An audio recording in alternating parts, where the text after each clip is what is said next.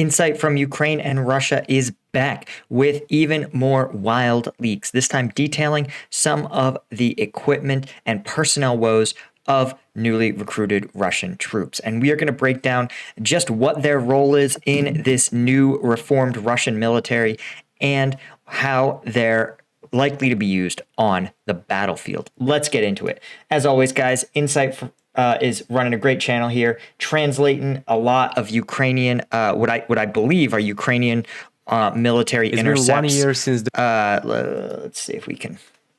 There we go. Of course, I am subscribed and I am also a member of his channel. You guys should be as well, because when you're covering this conflict, right, to bring you guys the honest information, sometimes YouTube doesn't want it on its platform. That's just the reality. So obviously you should support him with the channel membership so he's not depending on YouTube's ad policies this week. I do Patreon, right? My link is always in the description, and the Patreon is actually where I drop all the combat videos. So I'll break down helmet cam footage, drone footage, all the things that YouTube won't let me talk about on here, I put on the Patreon. So thanks as always, guys. Be sure to support him, and let's get into it. the war began, and Russians still have the same issues on the battlefield. They just sent unprepared, barely equipped people to the front. You'll hear one of them right now in this interception. Картошку копали, сегодня нас на войну отправили. Никакой подготовки не было. Вон пацаны сидели, время. So what I think he's talking about, this temporary deployment point, this is the Ukrainian missile strike, the HIMARS strike that killed a large number of recently mobilized troops. I think some estimates were around 600 were there. And it was pretty controversial. Obviously, the news, despite the Russian state media not really talking that much about it or downplaying it, the Russian rumor mill is robust and got that information to this recently mobilized soldier. 400 человек разом накрыли. 400 мобилизованных. С одного города траура. Вчера вертушка по нашим позициям. Наша же вертушка. So, okay, this is interesting. The same city having a deployment, and actually in the early days of the Iraq War, the U.S. military, right? Normally, the military will on active duty, they assemble units based on MOS and geography and just random things. So you very rarely get strong concentrations of geographic soldiers from the same hometown, so to speak, in a single unit. But in the Reserve and National Guard, that's exactly how it works. Soldiers will often join a unit in the National Guard or Reserve near their hometown, and they will often remain at that unit, sometimes for decades. And what it meant is that in Iraq, right, there was the initial invasion that was primarily active duty troops. There was a first year where active duty rotated out its troops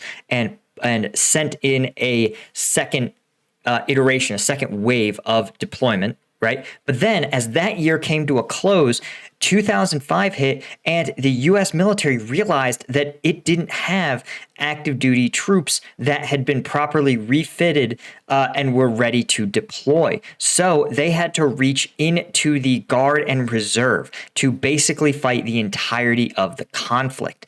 And it's actually in some ways, there were some problems, but in a lot of ways, there were unexpected benefits because in 2005, the goal was to rebuild Iraqi civil society. And a lot of these Guard and Reserve units brought civil society skills that units otherwise would never have had. A good example would be, for example, a police chief. It was iconic that the manual for Iraqi police operations in 2005 was literally a translated version of the police manual of a small Georgia town, because that chief of police happened to be a battalion level commander in the military police corps. And in his battalion, right, a lot of soldiers were cops. Some of them were cops in his department, which meant that there was this very ready, it brought this unique skill set of civil policing operations to Iraq. Force protection. It's a military term that means keeping your systems safe. It covers body armor and weapons that protect soldiers, but it also covers things like passwords and encryption that protect digital information networks. That's because the military understands that protecting digital networks with soldiers' information can be just as important as protecting the soldiers themselves. And when it comes to your own force protection, keeping your digital footprint secure is essential. That's why I wanted to talk about today's sponsor, Atlas VPN. Grab the big deal now because Atlas VPN Premium is just $1.83 a month with 3 extra months and a 30-day money-back guarantee. Protect your privacy and get the many benefits of Atlas for this ridiculously low price. You can get this deal by clicking the link in the description below, but hurry because it's a limited time offer. Atlas VPN acts as a digital tunnel, preventing bad actors from hitting you with spam ads, malicious links, trackers, and it notifies you when someone is trying to steal your data. Atlas VPN can give you access to content not available in your country, like your favorite shows on Netflix or Hulu. It can also let you compare price deals where airlines or hotels will often offer different prices for different locations. A VPN can also keep your Google searches private, and Atlas VPN protects unlimited devices. So get the big deal now because Atlas VPN is just $1.83 a month, with 3 months extra and a 30-day money-back guarantee. Protect your privacy and get the many benefits of Atlas VPN for this ridiculously low price. You can get this deal by clicking the link in the description below, but hurry because it's a limited time offer. Now, you also had it in things like plumbing, right? Water treatment. These are specialties that there's no reason they would be on active duty. Remember, a lot of active duty soldiers go through training at 18 or 19. So they don't come to the military with pre-existing skills in a plumbing, an electrician, carpentry. So the fact that there was in 2005 this entire group of soldiers who had strong backgrounds in all different sorts of aspects of civilian society was actually tremendously valuable. In addition to the fact that while active duty soldiers often stay at a job for as little as 2 years before moving to a different position, a lot of these units, while they weren't training as frequently, what they did have was experience. Oftentimes, they would have said, oh, I've been a squad leader of this squad for 6 years. And so you ended up, in some ways, in some units, balancing out the lack of active duty training with simply the longer time spent serving in your job. But the side effect is things like this. There was, when I was in Pittsburgh, the Pennsylvania National Guard, which ran the entirety of Mosul, Iraq in 2005, had, the city of Pittsburgh had a number of soldiers from their National Guard units that were killed in. So you would have these IED strikes or ambushes where you'd kill 4 or 5 soldiers, but they would literally all be from Pittsburgh or from a suburb. And that was really hard on those cities. Прикалываются, что ли? Танка 3 раза по нашим позициям тоже перепутали координаты. Yeah, this is sometimes called friend and foe identification. He's talking about a tank firing at his own position, and helicopters, mortars firing at their own positions. This is really, really hard in warfare, especially maneuver warfare, because you have to think as a helicopter, right? Okay, think about the Civil War. You had battle lines, and it was fairly obvious when you weren't in contact with the enemy. Even in the Civil War, you still had friend and foe issues as you began to see units maneuver on the battlefield. It could be very easy to get confused, but it becomes extra confusing when you're talking about a dynamic battlefield, which is one in which you have tanks, you have helicopters, you have lines of battle and offensives that cover hundreds of meters or even kilometers in a matter of hours. And that means that friend and foe identification can become really hard. And the military, the US military and NATO militaries work unbelievably hard to try to reduce friendly fire instances.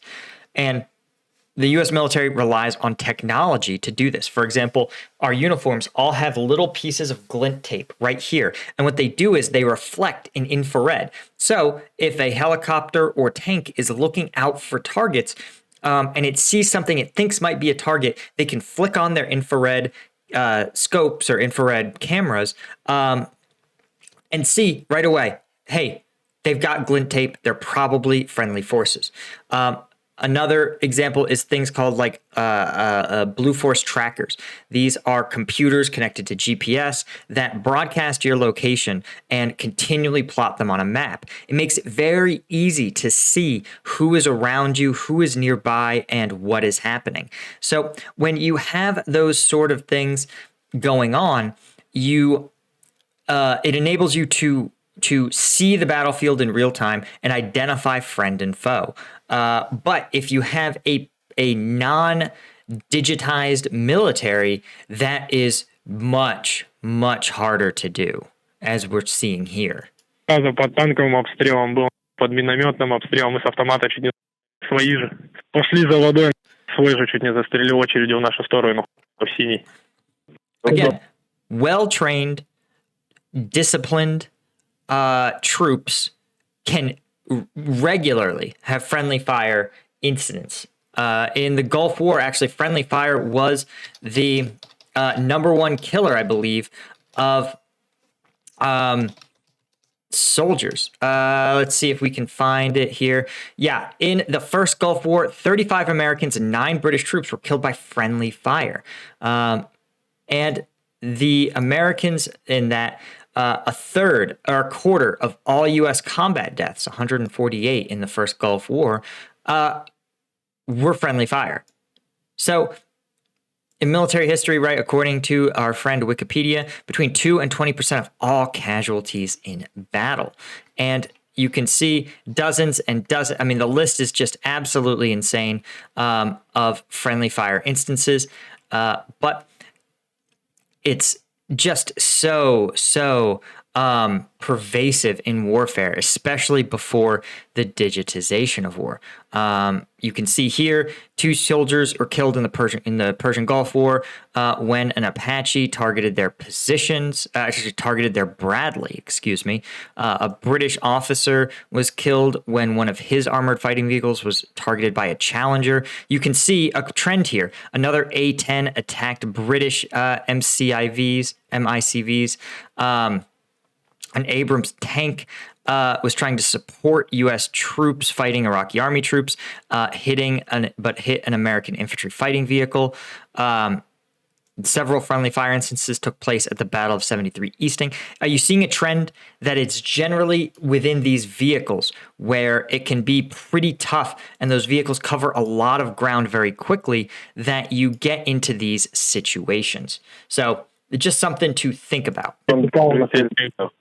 Да, ты спать ложишься аж в натуре и думаешь, проснешься ты завтра, не проснешься. И больше всего потом тебе приезжает психолог и говорит, ему задают вопрос, а почему мы тут, и такая. А я вам, говорит, больше скажу, вы никто, говорит. Вы просто у вас запас. A Russian military psychologist sounds like an absolutely thankless and preposterous job. В случае чего вас тогда двинут, тогда вы будете... Вы, говорит, даже можете... Вам еще надо доказать, что вы участники боевых действий. Это какой-то. Со всех сторон. На передок бросают, ни экипировки, передок бросают. А у нас ни светляка, ни ночника, ни... У меня вот автомат и 5 магазинов, больше нет. Бронежилет 4 класса, который... Yeah, he talks about having 5 magazines in an AR. So in the U.S., our standard combat load was 210 rounds, which is like 9 mags, something like that. Some people did carry more, but, you know, if you're... Yeah, 7 rounds, 7 mags. So, yeah, you're looking at 7 magazines. That's actually pretty, like fairly low. You can burn through it pretty quickly if you want to. But here's when he talks also about level 5 body armor. I just want to point out what level 4 and 5 body armor is supposed to do. So here is a good chart about what different. So first off, the levels of body armor are actually set, I believe, by the FBI originally. So level 4 body armor is basically can handle. Let's see here. Okay, so here is a 7.62 by 51 NATO, a 308 NATO, 7.62 by 39. So, and then up here we have things like 30-06. So like full, these are like 30-06 is kind of sort of similar to a 7.62 by 54R round. So M855 is standard military issue. What is that? A green tip? Anyway, as you guys can see, that some of this level 4 armor will stop up to a 7.62 or a 308 NATO round, M80. Some of it, so that's like the lowest level that it can pass. But you see here, it won't stop a 7.62 by 39 or a 223 round at 50 feet. Again, further away you get, the less kinetic energy, the more likely they are to stop. But you guys hopefully can understand that, level 2, level 3 armor, you've got, it's not going to stop the crucial things, which are standard issue AR rounds, and they definitely won't stop. It's very limited what will stop 30-06. So, right, here's again. So level 3 plus is sort of a industry term, but let's see if we can find. 3A is considered the lowest, stopping handgun rounds. Level 4 is supposed to stop. Again, AR calibers as a general rule, and then level 5 is supposed to stop things like rifle rounds. That's the best way to sort of think of it. I know people in the comments will like pick and pull at the details, but it's a US made standard. So if it's getting pierced by shell fragments, that should not be the case. Осколком прошибет. Но наколенники, каска и очки. Все валят вообще, все прям валят конкретно. У кого дети были, кто отказ записал, чтобы сюда поехать. Все уже пишут обратно бумаги, чтобы уехать отсюда. It's nice to know that mobilized Russians are coming to their senses and they're trying to get back to Russia, because otherwise they might be forced to participate in the so-called big offensive that doesn't seem like that. Russian soldiers understand it as well.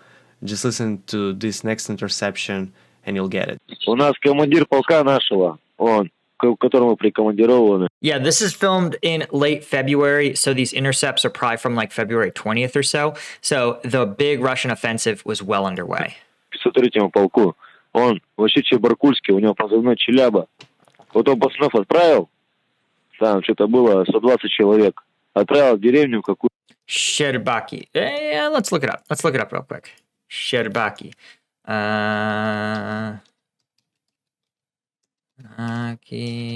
Ukraine. Sherbanka. Let's see. It's a village in Ukraine. Zooming it out. Let's see where it's located. It probably... Okay, let's see. I think I've got it here. Let's take a look at the map. We'll show where this is taking place exactly for this, quote, big offensive, unquote. Oh, here we go. Here is Sherbaki. So it's right here. This is interesting for a couple of reasons, right?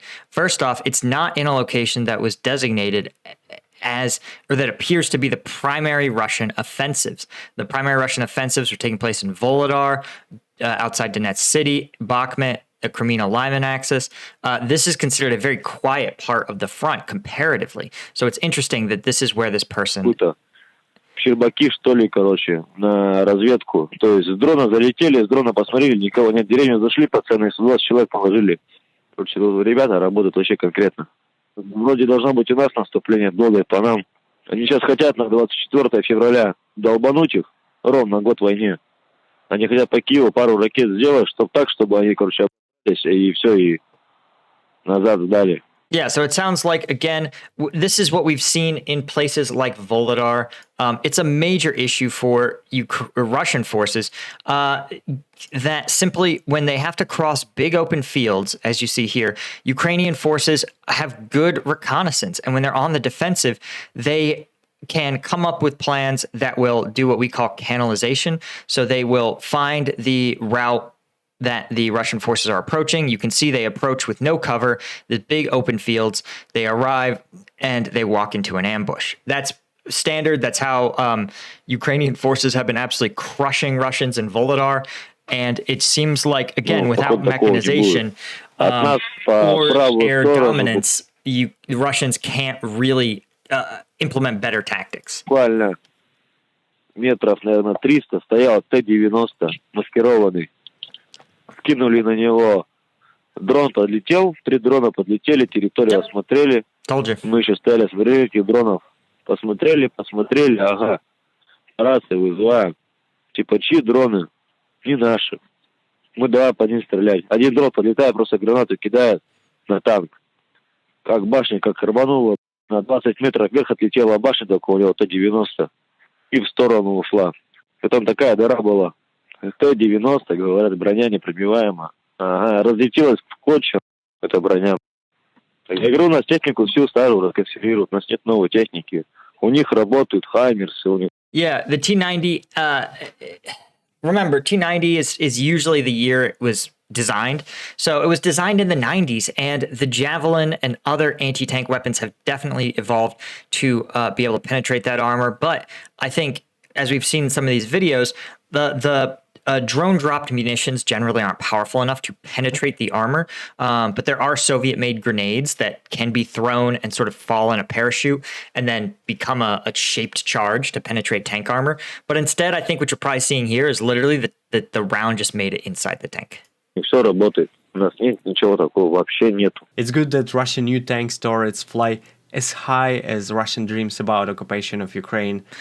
Yeah, so this is, again, guys, I hope you learned something from this. As always, thanks to the Patreons, thanks to our sponsor, Atlas VPN. And yeah, links to all that's in the description. I'll see you guys in the next one.